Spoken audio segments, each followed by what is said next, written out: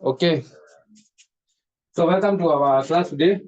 Today we are talking about flexible budget and cash budget. We start with the flexible budget. We just say what it is and what is the advantage and maybe what is the disadvantage of that model or that budget.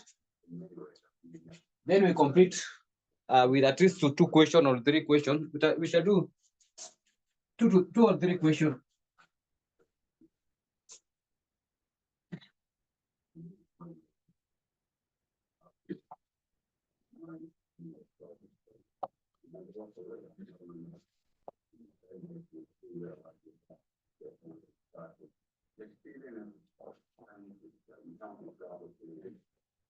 Yes.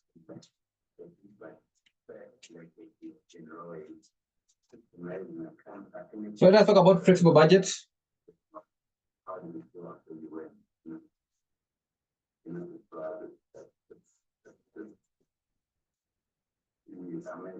Flexible budget.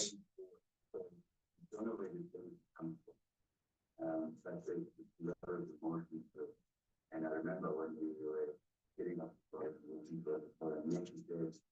I mentioned that during class, you're going to be no one class. And we didn't try.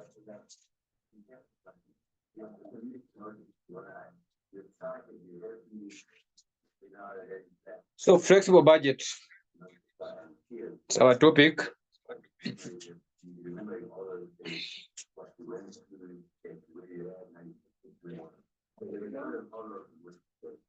So that one, I think that one is fine.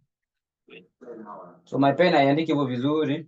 I think in ink, let me change. So we talk about flexible budget. We mean this is a budget. So a budget which adjusts. We refer to a budget. So refers to a budget which adjusts. Refer to a budget which adjusts. Refer to a budget which adjusts or flexes. Or flexes with the changes. With the changes. With the changes in the volume of activities. In the volume of activities. Now, when we change our units or the production units or whichever, then our budget will change. Then our budget will change. So that's how we mean by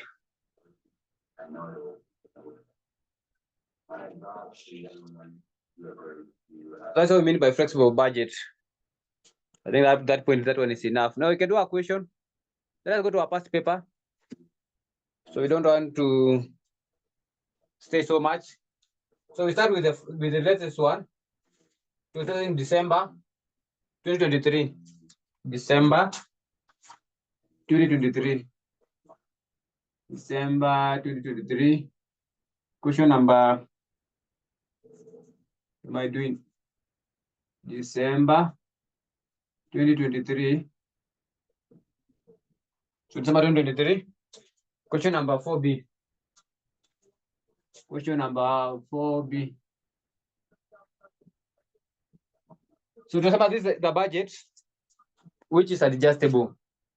So a budget that adjusts or flexes when we change our level of activities. When we change our level of activities. So let us do that one for December 2023.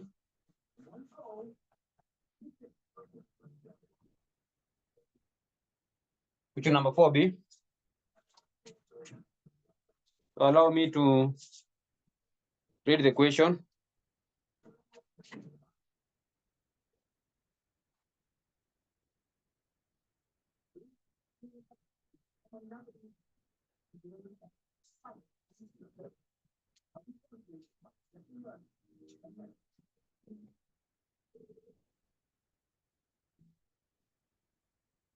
Let me change this network. Now I have to make another network in here. I don't prefer it.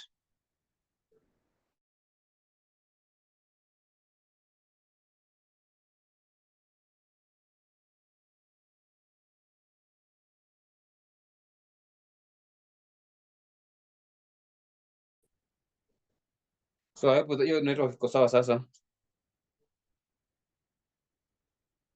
Let me also change the network. So December 2023, question number 4B. So I hope you have it.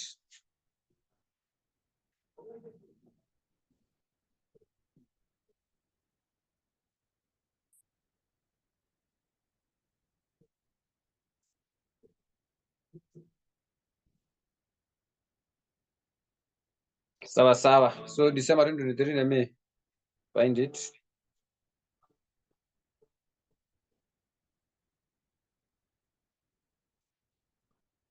So tutafanya mbili ama tatu. I think we shall do at least 2. Then we do cash budget. Also we do at least 2.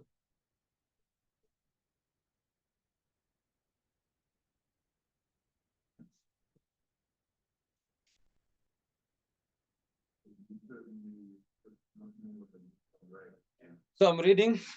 So the question reads,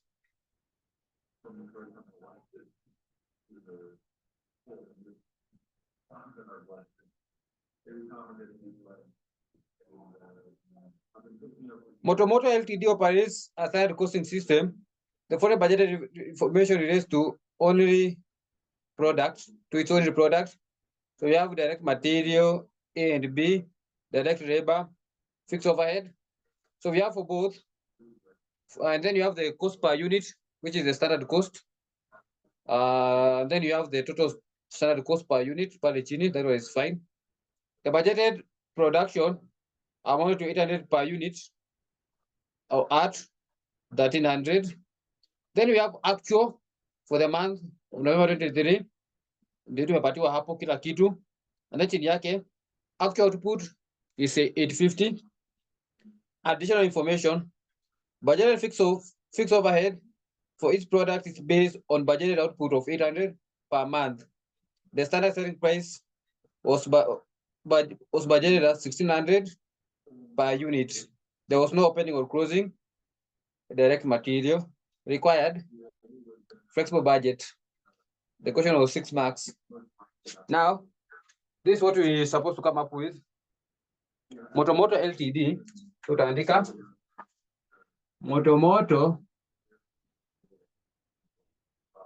Ltd. Budgeted. Tunaitaje? Tuite budgeted control statement. So budgeted control statement. So this control statement inakuanga ndani na the flexible budget. For each month hawajatuambia. For November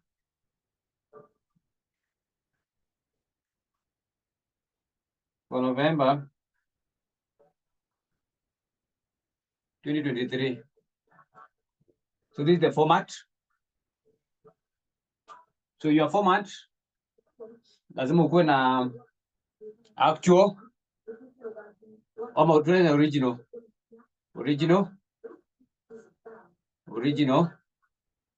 actual, and then flexible budget. So original budget, flexible budget, flexible budget.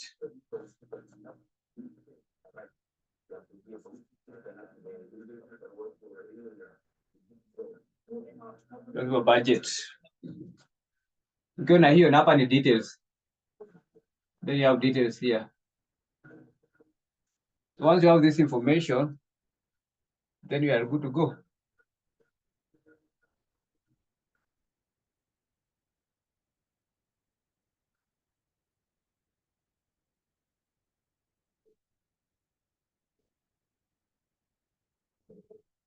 So you start with the units.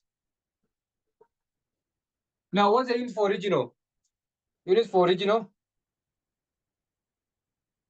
So original, yenye iko pale juu. The unit is 800. Naanza na 800 units. What's the unit for actual? So actual production for the month iko hapo. The actual output is 850.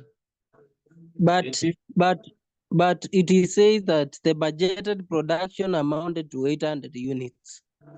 That Yes. was budgeted. Nino? That 800 was budgeted. Budgeted production for 800 units. So that one, yes, umesema budgeted. But that one will go for the original kwa sababu the information pale juu ni the original budget. Tunaanza nayo. Yenye walikuwa wamebudgetia the original one.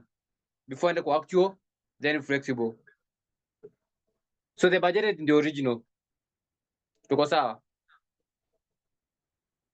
So the original budget yenye walianza nayo. Sawa?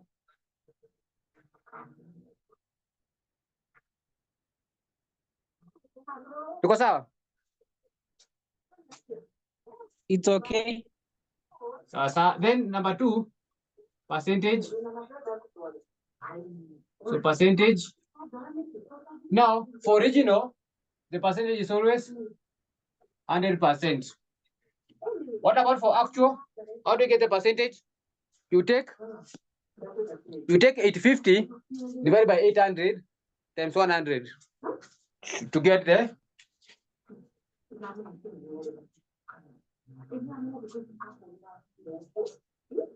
So what you do to get the percentage hapa unachukua 850, that 850 divided with 800 times 100. Itakuwa ngapi? So 850 divided by 800 times 100. So it is 106. 106.25%. So 106.25%. Now, what you need to remember is this. The actual budget, the units of actual budget will be equal to the units of the flexible. Unafaa kumbuke hivyo. So the units of actual will be equal to the units of flexible. And therefore, the percentage is always the same also.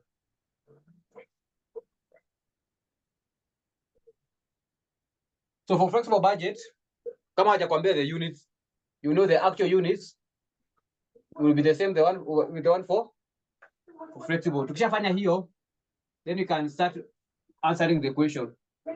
Now tuanze na sales. Total sales. Now what's the total sales?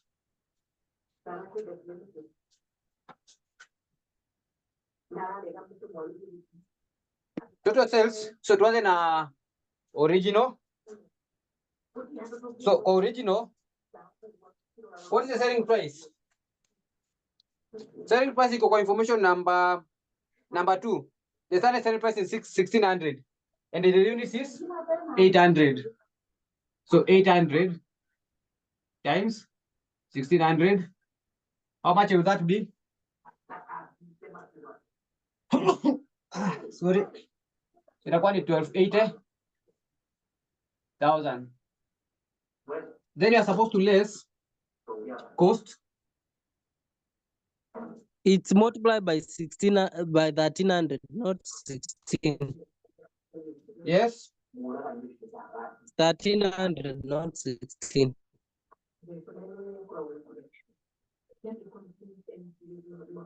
No. 1300 the unit price, unit cost. So total cost for the materials. Angalia pale juu, let's go pale juu. Standard cost. Standard cost. Standard cost. Yeah. Unaona kupatia total standard cost 1300. Lakini ukienda kwa information number 2, additional information number 2, 1600. Can you see it? I think iko sawa. Now you are supposed to less direct material. So we data D M direct material of material A. So direct material of A. So direct material, our units ni ngapi? 800 we multiply with, so material A pale umetupatia ngapi? 3 kilograms, 140 units, unit price, then cost per unit for 20. For 20, how much? Itakuwa 3, that is 6,000. So tunafaa ku less that one. Then direct material of B.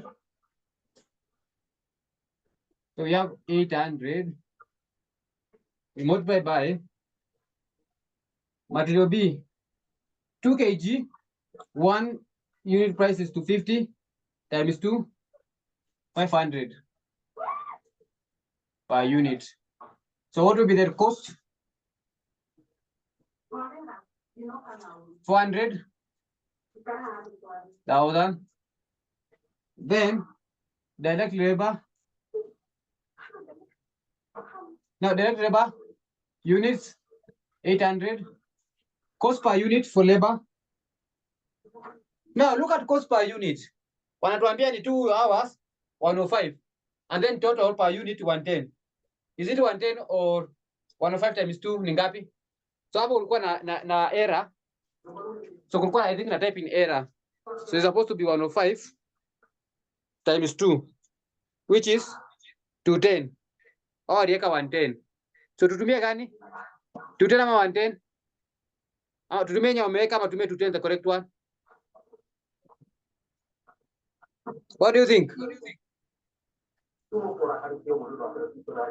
So the cost per unit for labor ni wameweka 110, but sifai kuwa 110. Nafaa ikuwe 210. Lakini tutumie 110 because already pale chini wame aggregate the cost to 1300. So to aggregate hivyo venye vile iko. So itakuwa tutumie hiyo 110. So it's supposed to be 210.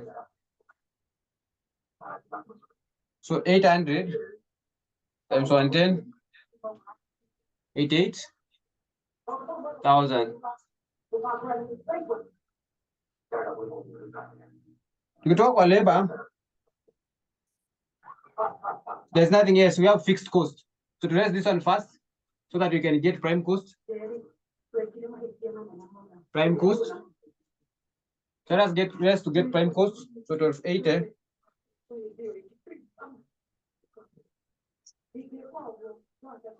minus 336 minus 400 minus 88. That is 456,000.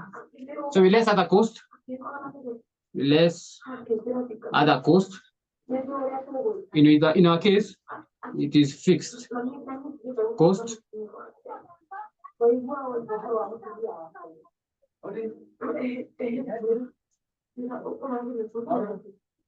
So fixed cost ni ngapi pale? 229,500.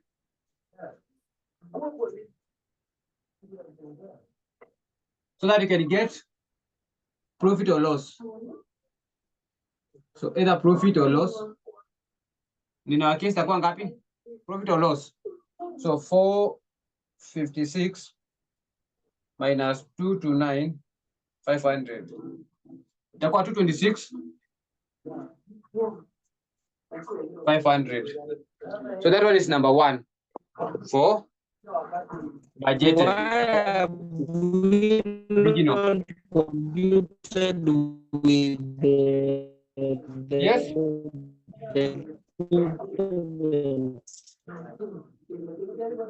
Hausikiki kabisa.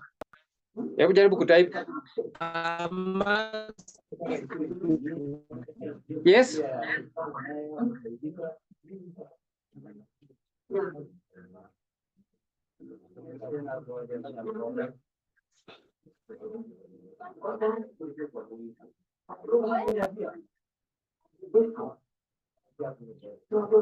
Yes. Try and type.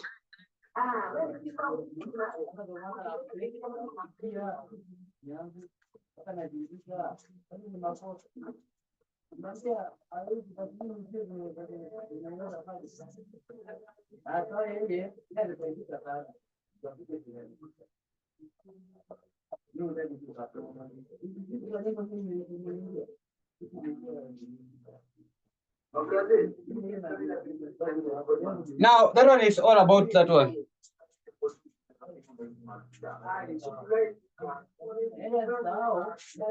270 inatoka wapi?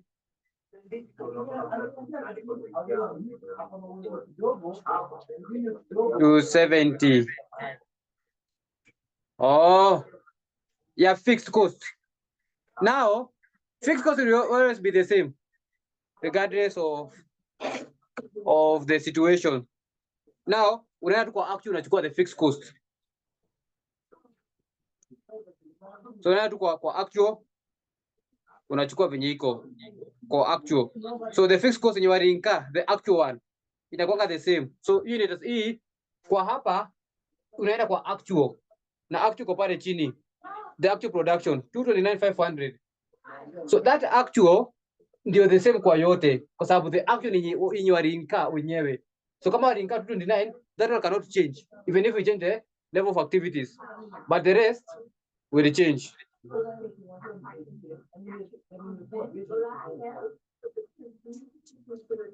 Sawa sawa.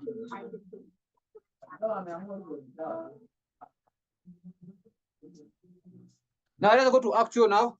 So kwa actual tunachukua venye iko direct. So tuanze na kwanza sales 1326,000 less material 325 350. Yeah, that information kwa number 2 270,000 alafu 97,900 less tukiless inakuwa 632 632.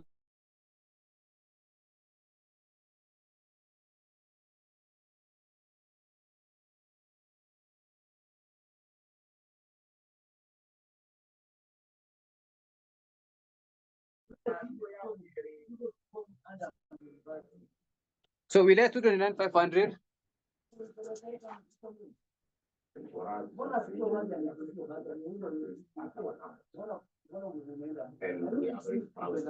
Oh, 3 250. Then tumalizia ya mwisho. So they wanted us to prepare the budgeted. So let's prepare the budgeted. Now for budgeted, this is how you do it.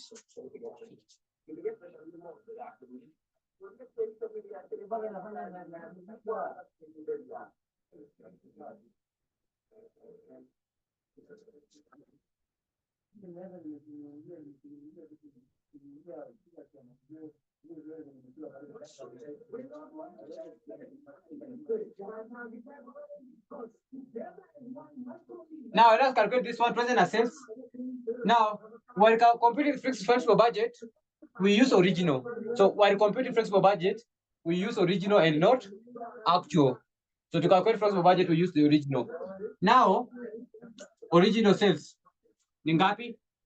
1280,000, which represents 100%.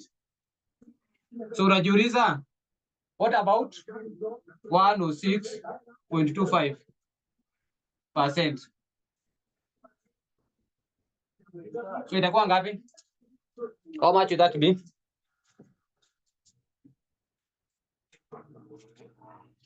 So itakuwa ni 1280,000 times 106.25 divided by 100, which is 1360,000. So this one is 1360,000. We go to the next one, direct material. So direct material we have here 336,000 represent 100%. What about 106.25%? What about 106.25%? So 336,000 times 106.25 divided by 100. Inakuwa ni 357,000. So 357,000. So you repeat the same to the others. So 400,000. 400,000 represent 100. What about 106? So itakuwa ngapi? 425. 425,000. Then 88,000.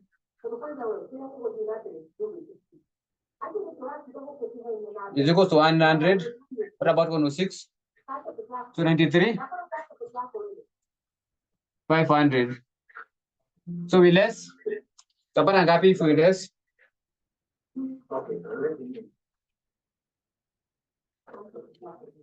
Itakuja ngapi?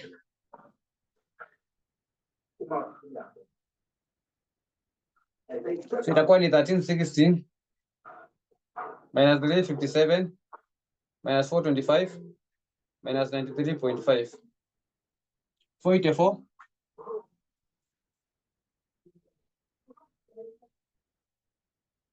500. Then 229, 500. So figures also the same. So minus 229, 500, which is 255,000. So by the time kama kutumia 210, which was supposed to be 210, ungepata different figure here. So akitu tumeenda na nyiko imewekwa kwa hiyo paper. Tunaenda na nyiko kwa paper. But it's supposed to be 105 times 2, which is 210, not 110. So that one was an error. So that one is the end of that question. So that's how you're supposed to do that question.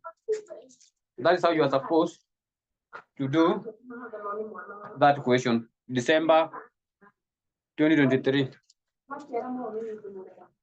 Now, this one is your assignment.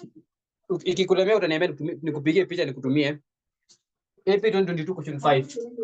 Same setting. So same setting.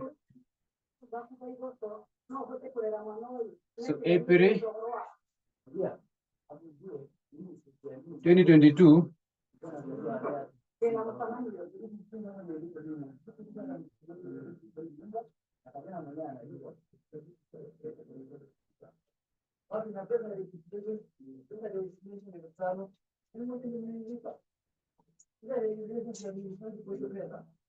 So April 2022.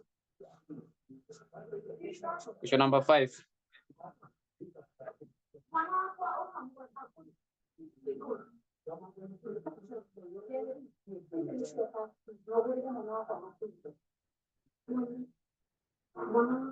So April 2022, question number 5.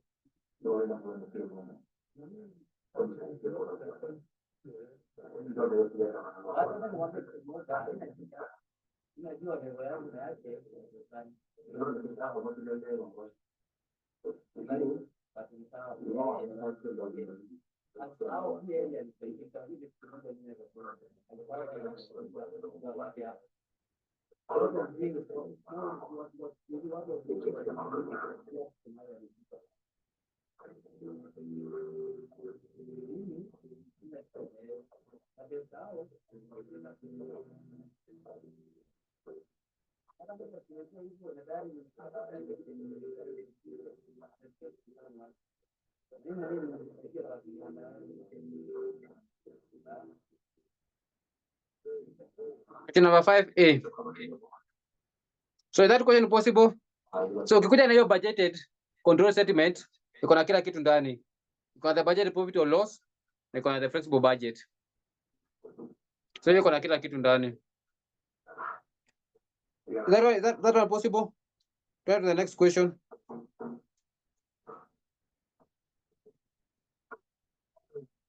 Ama tuifanye. There is, I think it's almost similar to what we have done. Yeah. So, but I anyway, wanted some clarification from an additional information Roman 2, where variable overheads are recovered on direct labor hour basis. But sasa variable overhead. So any cost which have been incurred in under variable is been recovered using variable overhead are recovered on. So for you to get the variable overhead, we use the direct material labor hours. But sasa kwa hii swali, that information is not important because already wameshakupatia variable overhead as 20. So it is that 120 you obtain it from the labor hours of the direct labor. So the variable overhead is obtained with the direct labor. So the labor hours. So that's how you find variable overhead. Hiyo ina mambo.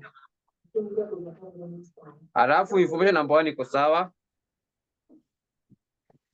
So information number 1, let us go to information number 1. Each unit of 3 kg material costs 40 per kg. So hiyo ni 40 times 3. Enda pale juu kwa direct material. Is it 120? So 40 times 3, 120. Hiyo iko sawa. Then 45 minutes of direct labor at 80. So how do you get that? So chukua 45 minutes, you change it to hours. So 45 divided by 60, utapata in hours. Then multiply with 80. Unafaa kupata ile 60 pale juu. So that one is, let us see. 45 minutes divided by 60, itakuwa 0.75 hours. But how many per hour? 80. So times 80, tunapata 60 per unit. Hiyo iko sawa. The rest fixed overhead production overhead 180,000. That one is the original budget. So original units ni 180, and then actually 120. Information number 4 kwa sales pale chini. Information number 4 then kwa sales 120,000 units at a cost of. Tufanye, if possible, let's do this one. You do this one. Sawa sawa. Anaitwa nani huyu jamaa? Smart product. Mimi nitakuta tu hivi.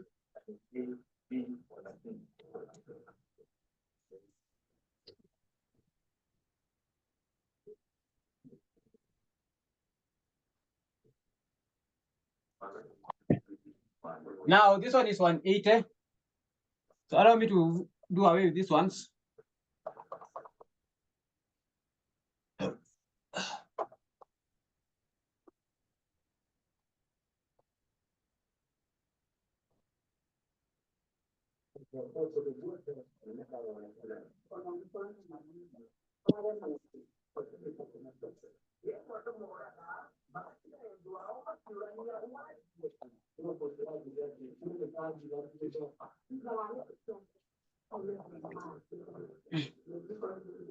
So tujaribu hiyo.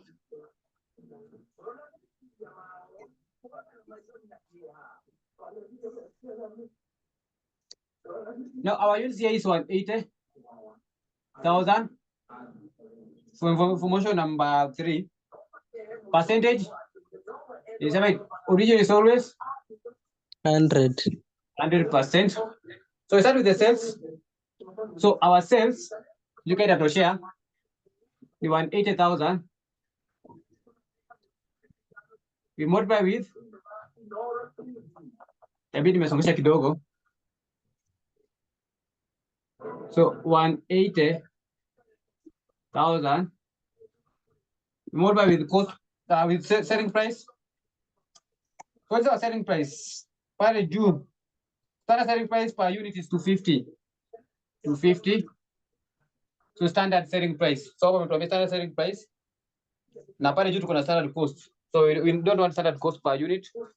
We want standard selling price. So 250 times 180,000. That one is 45.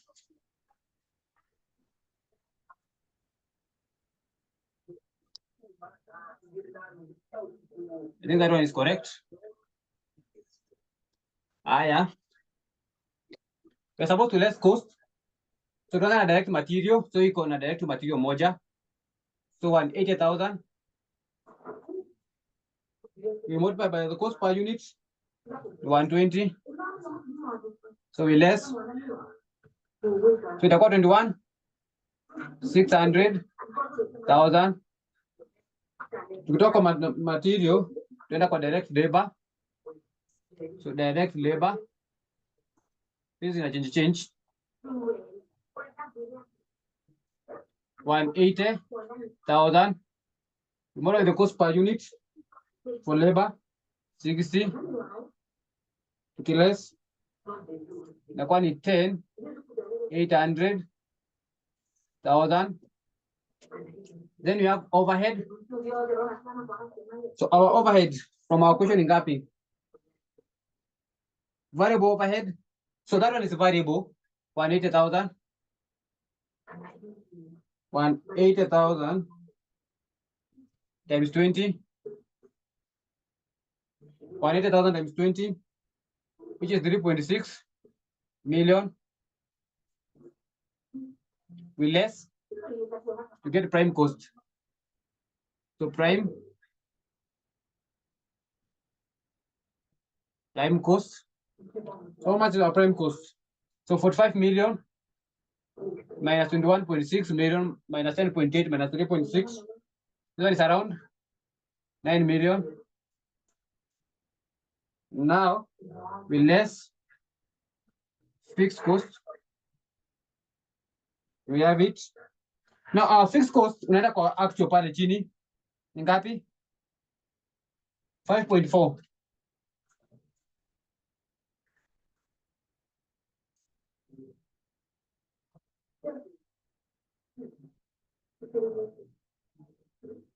So sasa you can get either profit or loss. Itakuwa ngapi? So 9 minus 5.4. That is around 3,600,000. Now we go to our actual. So our actual is information number 4. So pale chini nenda kwa sales into bracket 120,000. 120,000. So what's the percentage? So percentage.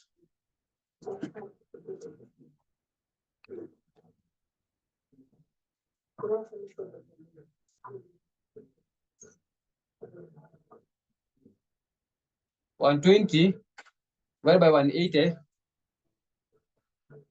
times 100, which is 66. 2/3%. Now tunajuanga is the same. So this one is 120,000 also. This one is 66. 2/3%. So let us gather the information. So tuanze na sales. So actually go pale kwa swali yetu information number 4.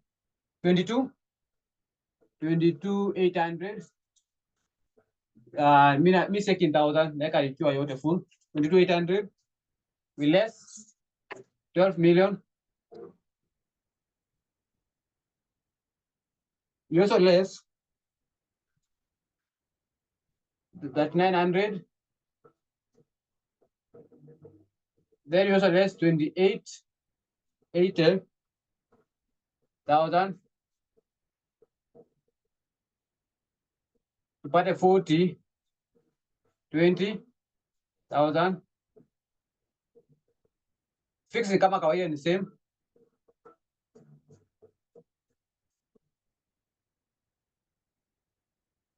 So tukitoa hiyo tunapata negative. Walipata negative 13,80,000. 13,80,000. So we need to find the other part. flexible budget.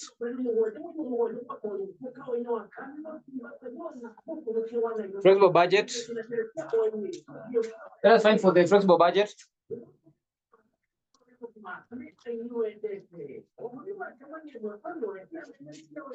So we compare using our rate, our percentage.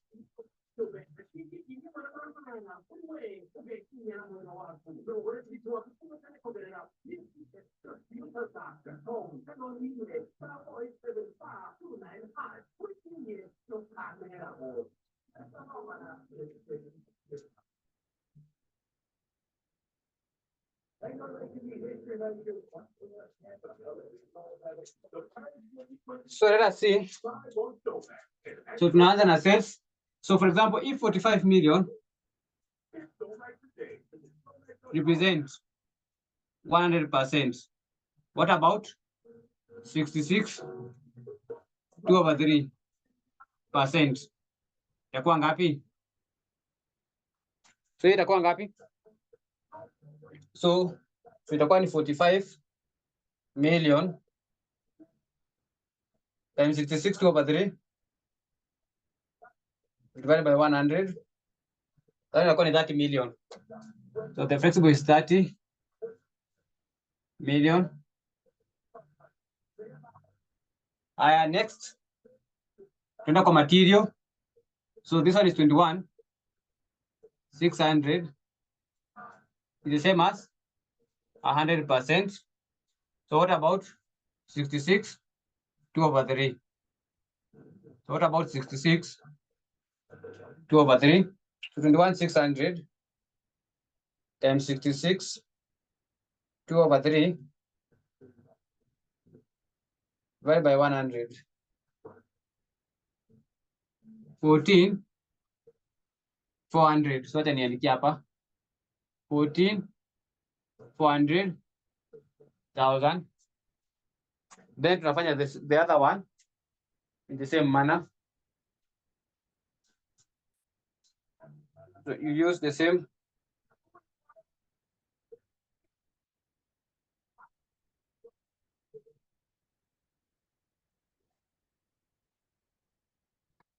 So the same manner. So tunapata ngapi next? So labor supposed to be 72.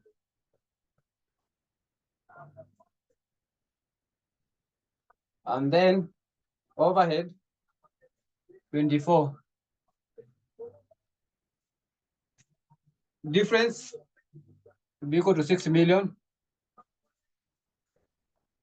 Cost in the same, fixed cost. So that we can get 600,000. So with that one, we have answered part A and part B. So with that one, we have answered part A and part B. Part A and part B.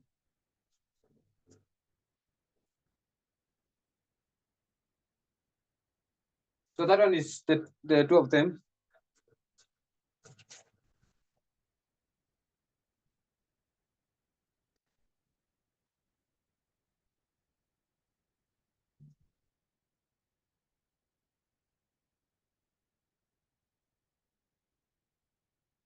Hadi hapo.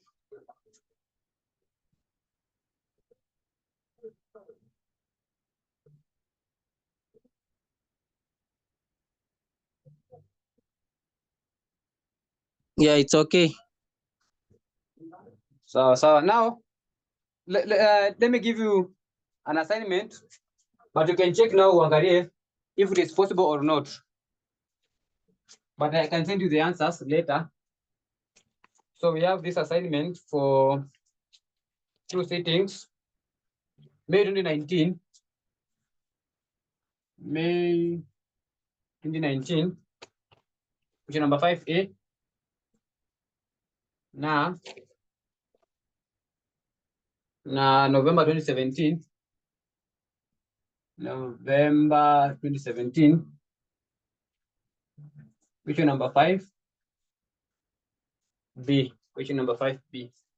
Check that one haraka haraka. Nikiangalia kitu.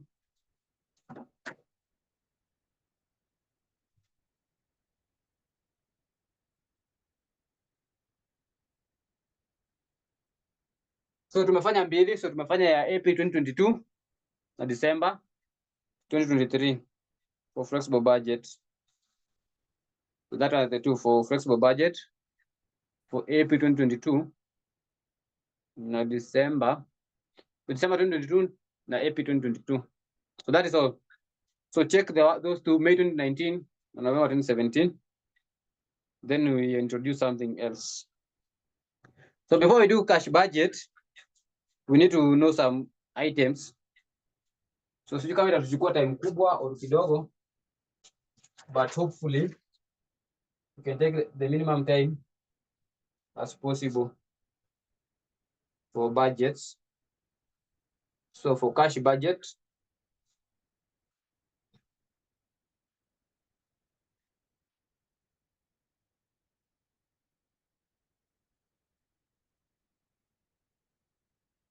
or we do cash budget first.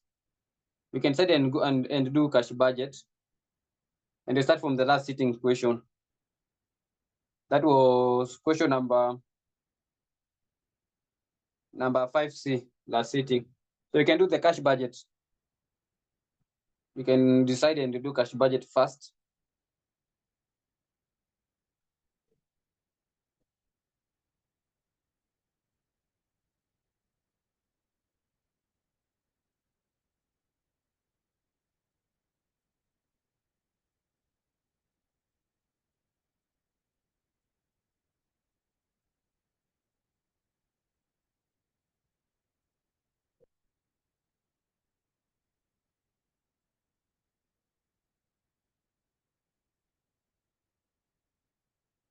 So hizo mbili ziko sawa?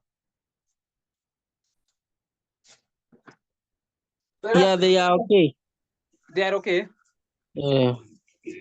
So let's jump into cash budget before we.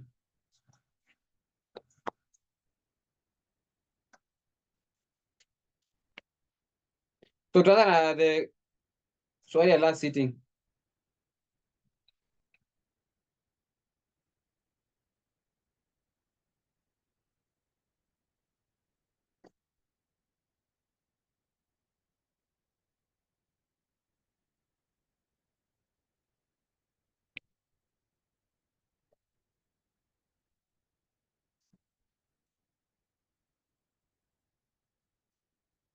Now cash budget.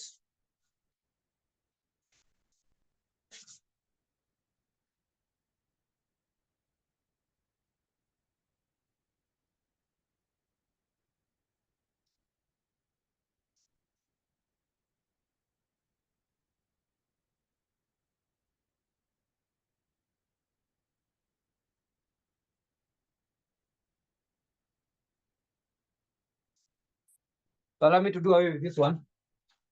So that is all about flexible budget. So in case you want the nini. So if you want the solution to the other two questions in the make up, you shall ask for them.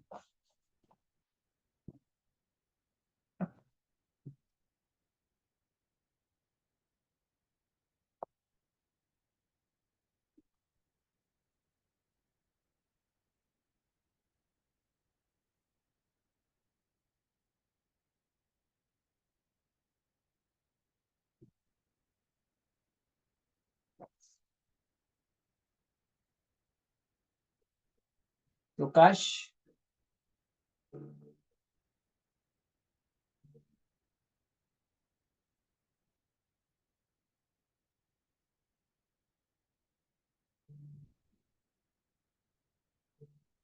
So cash budget.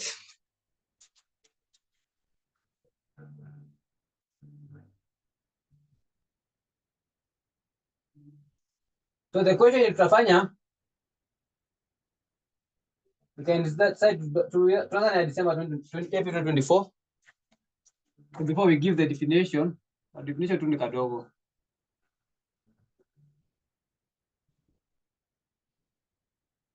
for April 2024.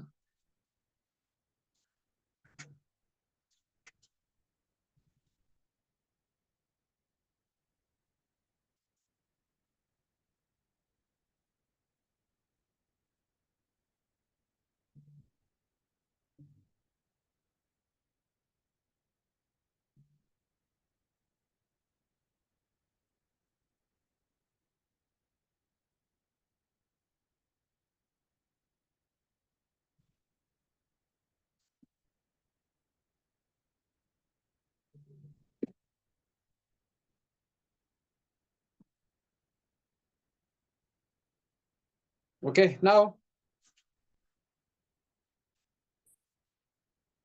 so we say a cash budget. So this is a financial plan. It's a financial plan that estimates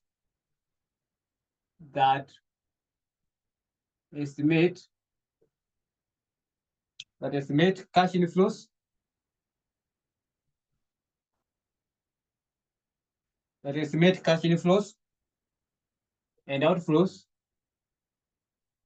and outflows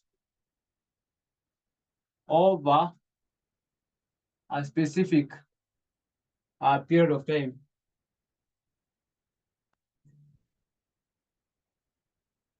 Over a specific period of time.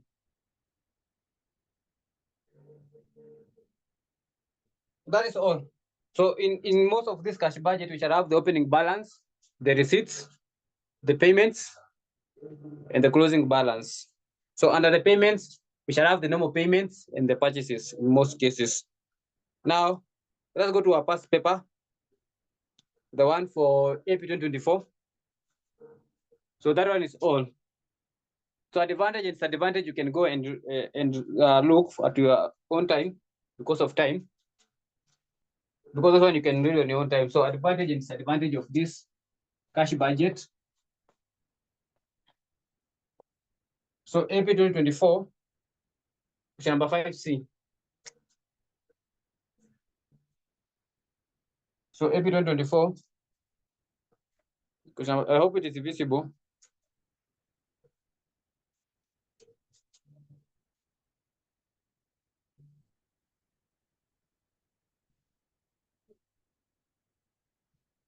So I hope it is visible.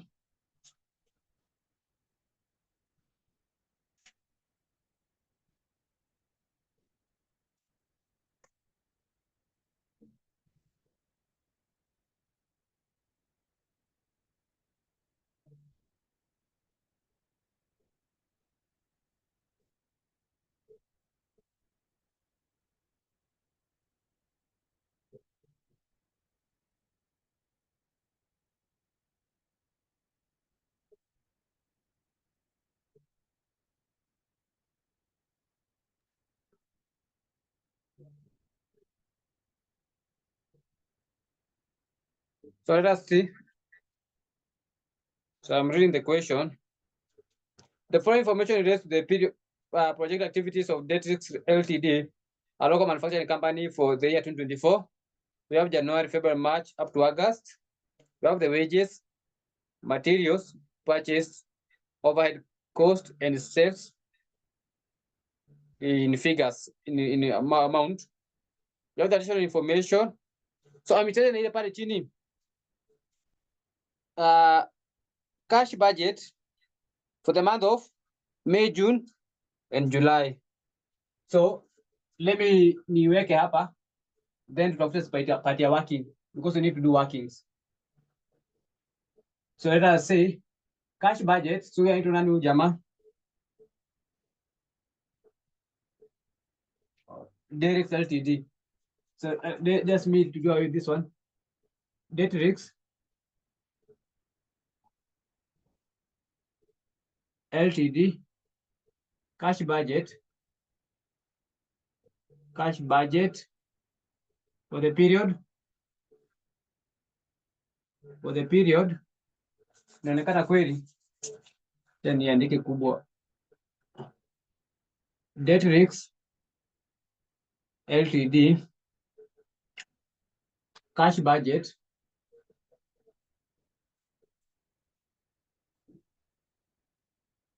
for the period for the period May, June, May, June, and July 2024. So we're interested with May, June, and July. That order. So hapo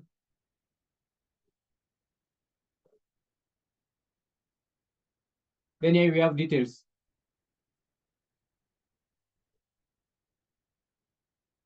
That is the format. So we start with the opening balance. We add receipts. So we add receipts, and then we less payments.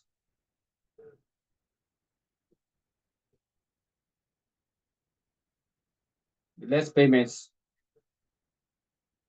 So we less payments. Then pata our cash budget. Now, but before we do it, let's go to our question. To answer one by one.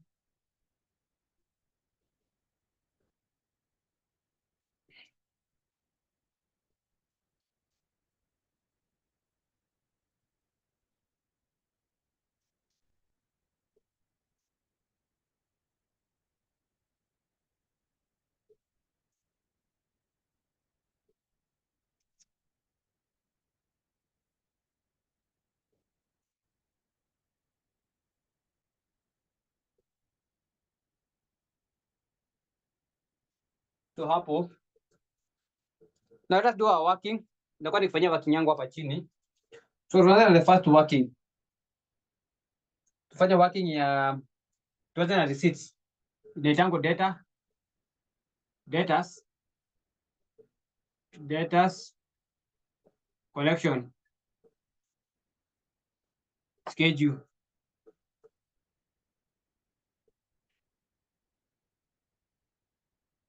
So debtors collection schedule. So we have January. Sawa, mimi naweka yote. Naamua niweke yote.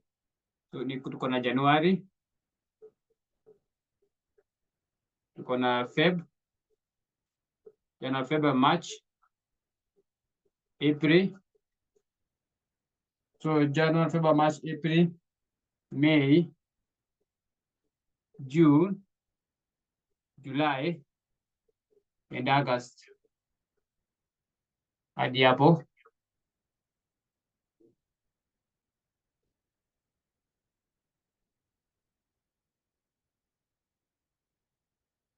Now, wanasemaje kuhusu sales?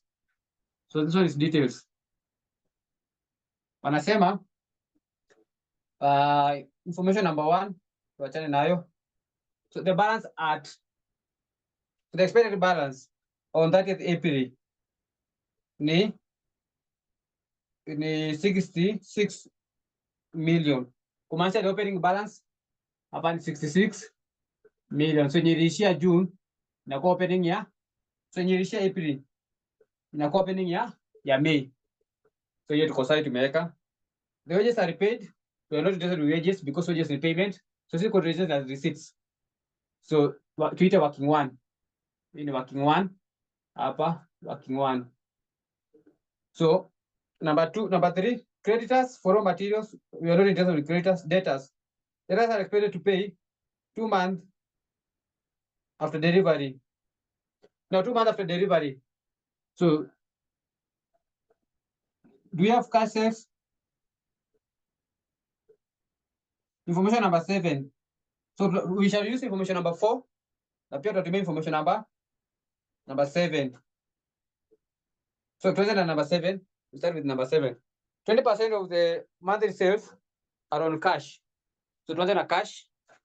So 20 are cash. Then credit. Now cash, wanasema 20% of the month. So mtu akikuja kufanya biashara analipa 20% as cash, so inalipo immediately. Then the remaining, if it's on credit, it will be paid later. So 20 January, 20% of 90,000, 90 million. So acha niweke in thousand because ni kidogo. So 90,000. This one is 18,000.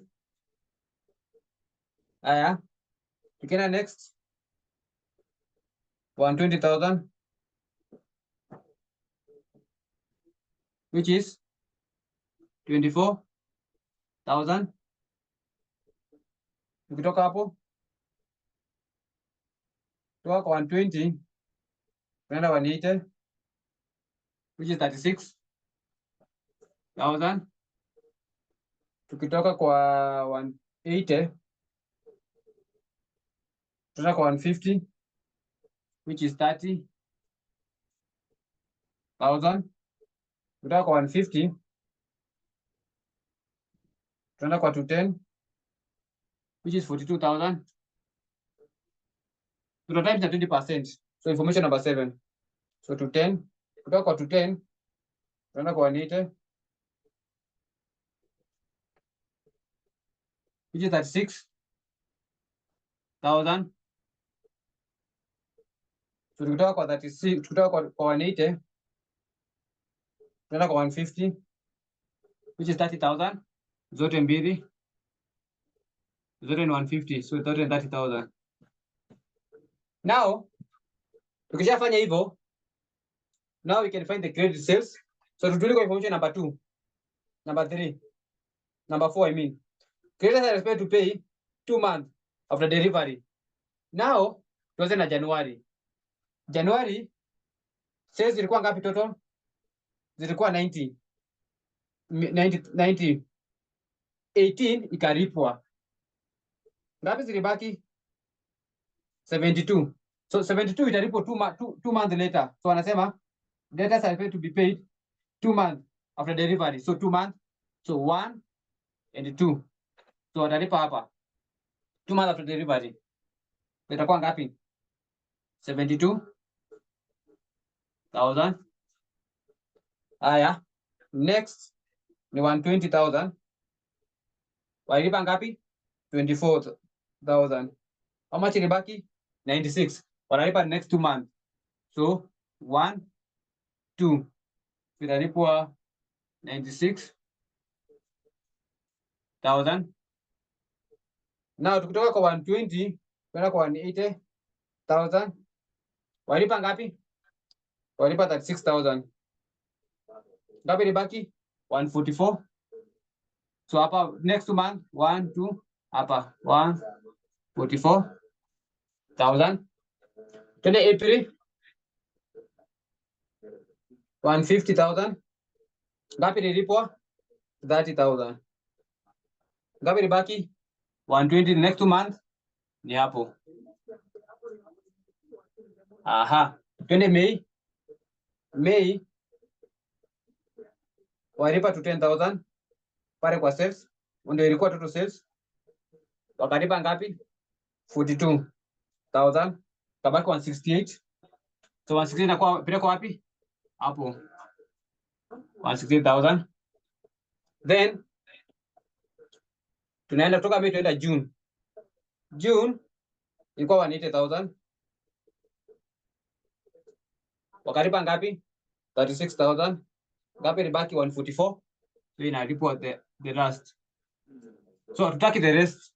Tusi tuko hapo. And mostly tusi tuko interested na May, June and July. So mostly tuko interested na hiyo part. So that is all about the sales. So we add them together. So we are interested with these 2 parts. Let us add them together to we know the total receipts.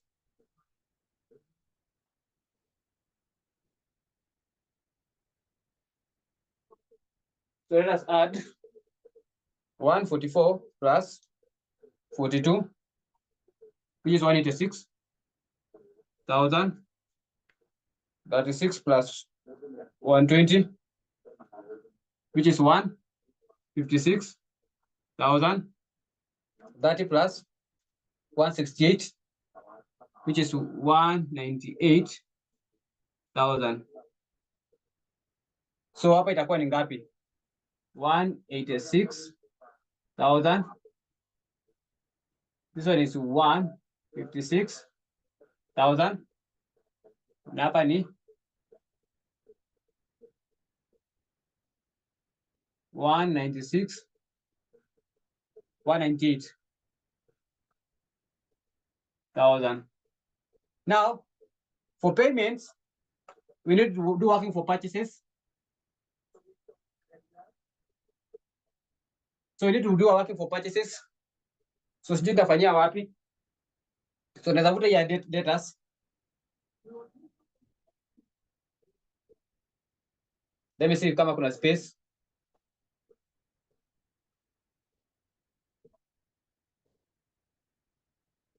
So wacha tuifanyie hapa chini. Hapo itatoshea huku.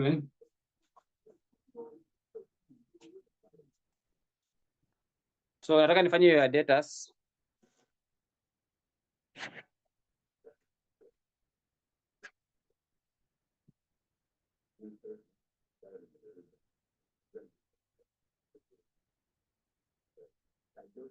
Ya hapo itatoshea. So tuite aje. So we have the debtors. Hiyo ingine tunaweza ita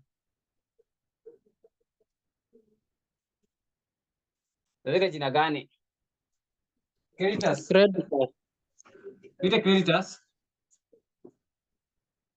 Creditors. Correction. Period. So kutoka Januari, nataka tu yote for now, because of class purpose. But most tuko interested na there. Hiyo. So tuko na Jan, Feb, March, April,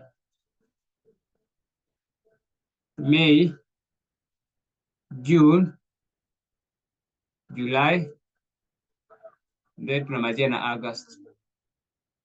Then hapa tuko na details.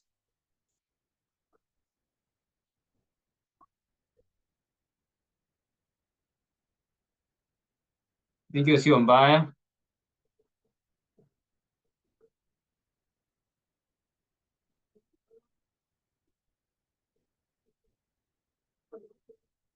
Sawa. We try.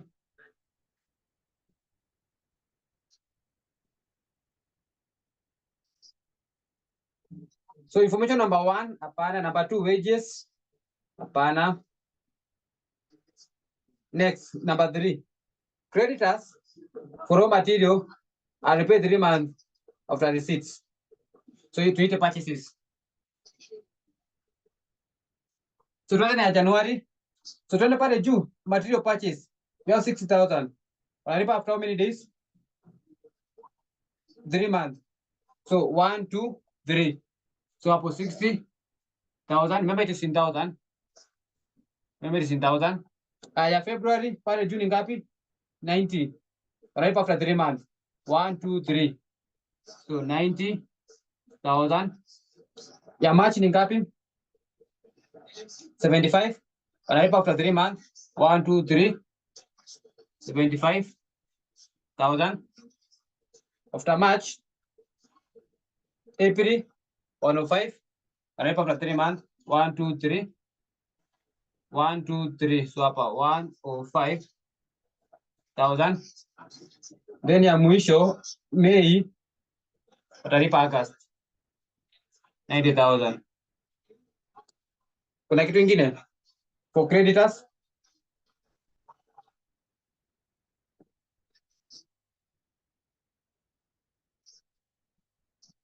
Hakuna. So we find the total. So this one is, so we set it for May. We intended for May, which is 90,000. 75,000 na 105,000. So nothing else. Tunaweka hapo 90,000, 75,000 na 105,000.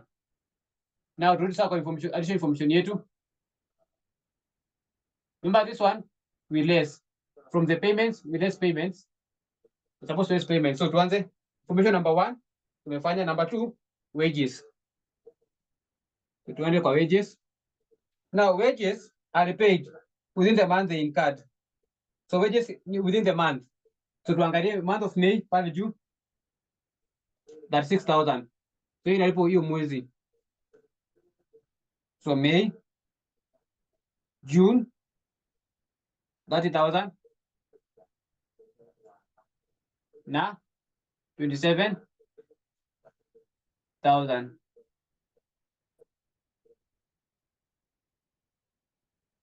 Atutoka kwa wages, creditors tumefanya, debtors tumefanya, overhead. Now including the overhead figure is 6,000 per month of depreciation included. So overhead haifai kukua. So au nini depreciation haifai kukua. It's an non-cash item.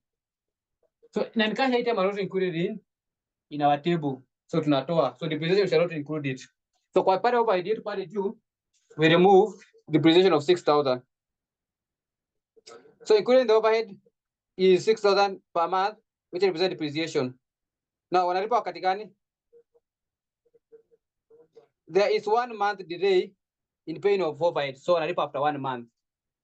So tuanze. So ya May italipo June. So tuanze na the month before May, April. So ya April italipo May. So tuanze na April pale juu. Ya April 42,000. But lazima tulete ngapi? Lazima tulete 6,000. So hii yake in 1,000. So this question weka in 1,000. So hapa ikuwe ni 66,000. Hivyo. So ya April ni 36,000 inalipo May.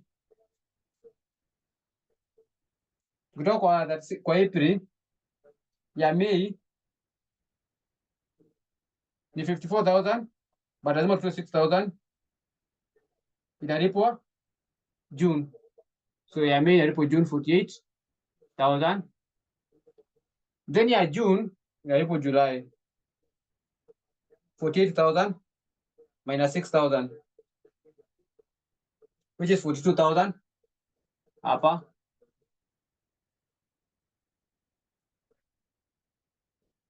42,000 overhead.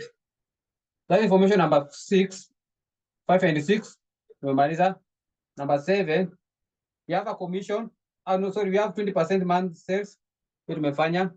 Number 8, we have a commission. So that's an expense. So that's a payment. So commission. So a commission of 5% is paid on all agents who says on credits. But this is not paid until the following, until the month following the sales, which it relates. The expense is not included in the overhead. So aje kwa overhead, so lazima to include. So sales in 5, commission 5%. So 5% 0.05. Now you multiply with the credit sales. So what's our credit sales? So wamesema inalipwa wakati hiyo amount inalipwa hapa, wakati hapa wana receive, wakireceive ndio wanalipa. No, kwa hivyo kumaanisha hii ya 144 sales yake ilikuwa which part? Ilikuwa ya walikuwa sema sales pale, turudi pale. Sales ilikuwa zinalipwa from in month 2 month. So kumaanisha ya March, kile sales ya March imelipwa April. So tunaangalia hiyo sales ya March ilikuwa ngapi on credit. So tuende March. So tukienda March, sales ni 180,000.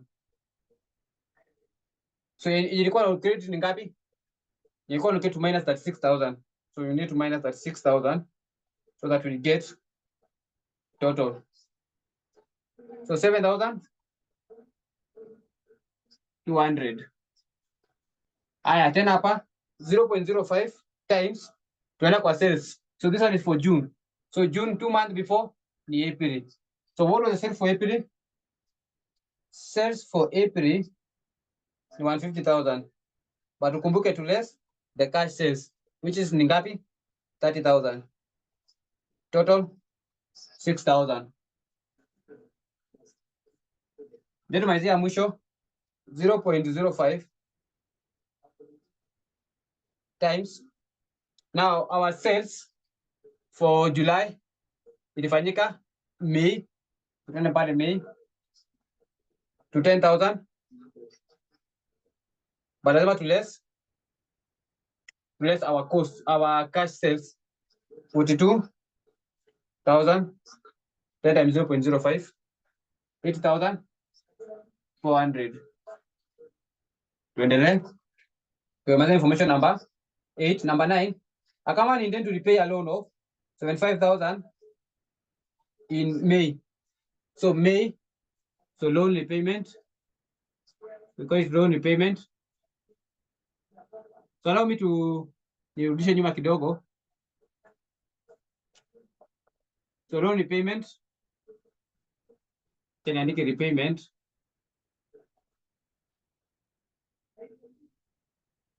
So analipa 75,000. So hapa hakuna. Then tumalizia mwisho. So a delivery van, the month of June 2024 of a new machine costing 15,000, of which 25,000 will be paid in each month. So June. So but kila mwezi, so hapa kuna gari, with a van. No, hiyo van, so May hakuna, wataanza kulipa each month for the next 3 months. So watalipa the first month 45 million, the second month 45 million, afu malizia na the other month August 45. So inaishia hapo hiyo van.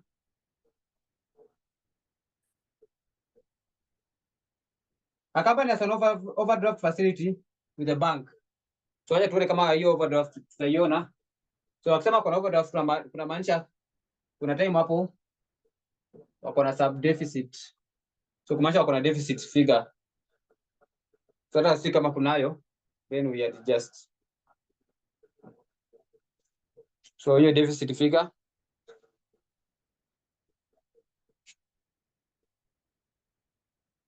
So andika, then tuendelee.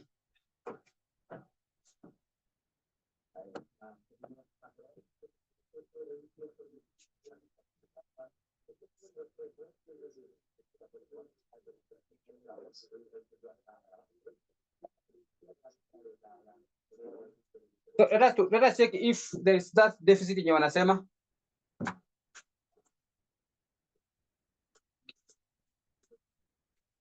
So now you shall allow me to do away with this one because tumeshamalizia.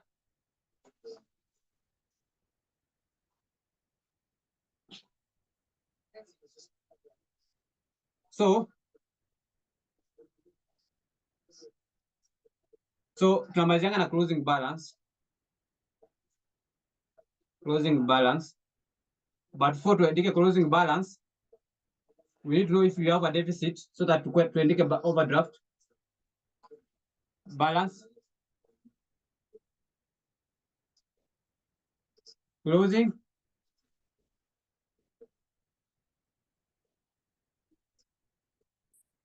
So closing balance.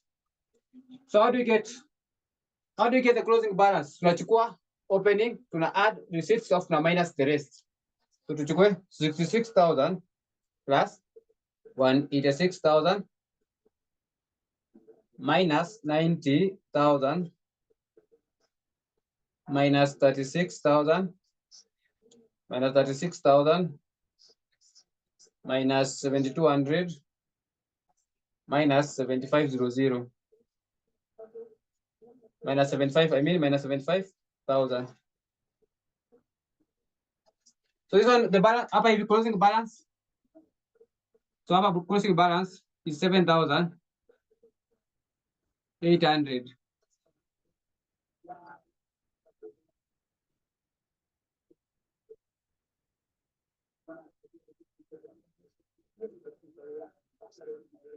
So the closing balance becomes the opening balance, 7,800. So let's go 7,800 plus 156,000 minus 75,000 minus 30,000 minus 48,000 minus 6,000 minus 45,000.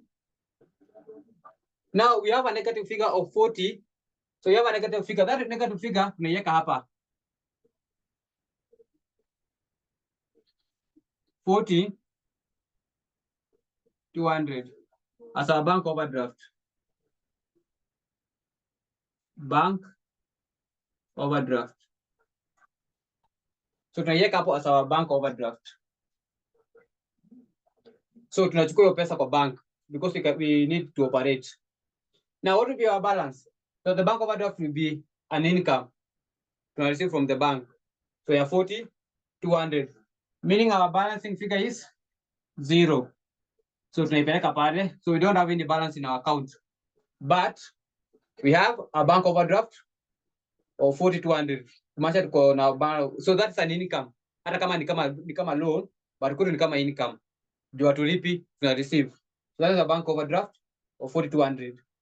Then 0, but our balance is 0. Ni kama tumefuriza. So ukifuriza, so you can furiza 4,200, but balance is 0. Then 0 plus 198,000 minus 105,000 minus 27,000 minus 42,000 minus 8,400 minus 45. So it will map up minus 45,000. So you also have an overdraft of 29,400. The balance is 0. So that's our cash budget for the 3 months. That's the cash budget for the 3 months. So tutakuja tufanye from the next class. Kesho na tunasema tufanye yote tatu, malize yote tatu na tufanye marginal costing, to introduce marginal costing, tufanye kwa swali moja. So kesho tukutane tufanye sales budget. Hiyo hajatestiwa for long time, inaweza kuja. Fanye production budget.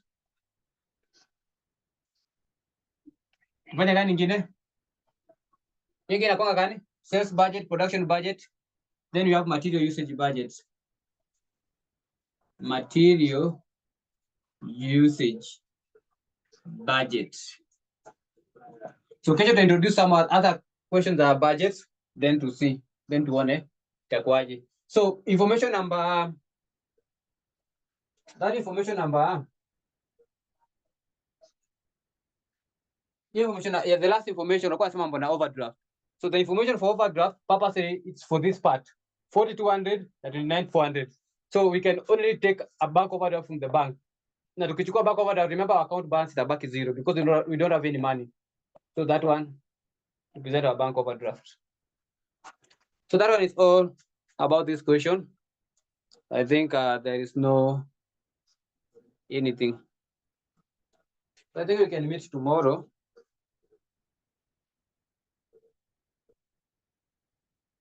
Tumalizie.